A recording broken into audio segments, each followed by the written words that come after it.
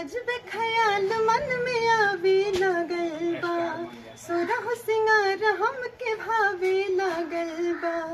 अजब ख्याल मन में आवे लागल बा, सुरह सिंगार हमके भावे लागल बा।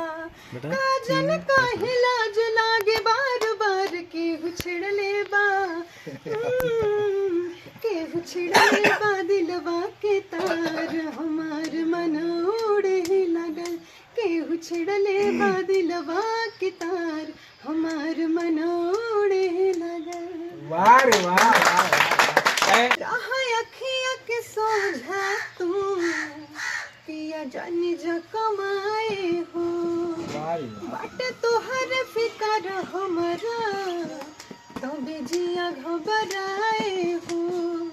रहा अखिया के सोझा तू पिया जानी जा कमाए हो, बाटे तोहर फिकर हमरा तो बेजिया घबराए हो।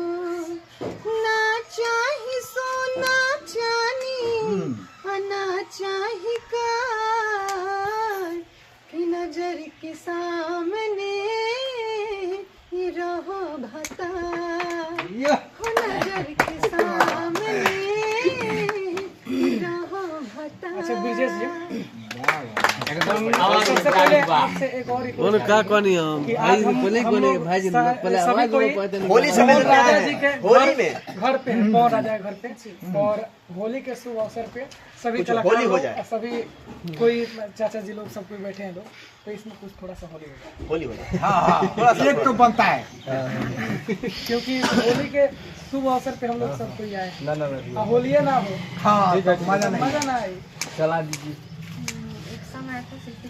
होली में हरदम गरम कके राखत होई सलन सर हो, अमरद तहर पेंटर हो है, रंगत होई सेंटर हो।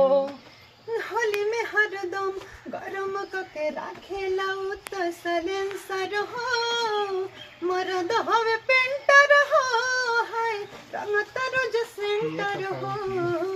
मरद हवे पेंटर हो है, रंगत रोज सेंटर हो। अरे वाह। अरे होली खेले रघुबीरा अवध में, होली खेले रघुबीरा, होली खेले रघुबीरा अवध में, होली खेले रघुबीरा।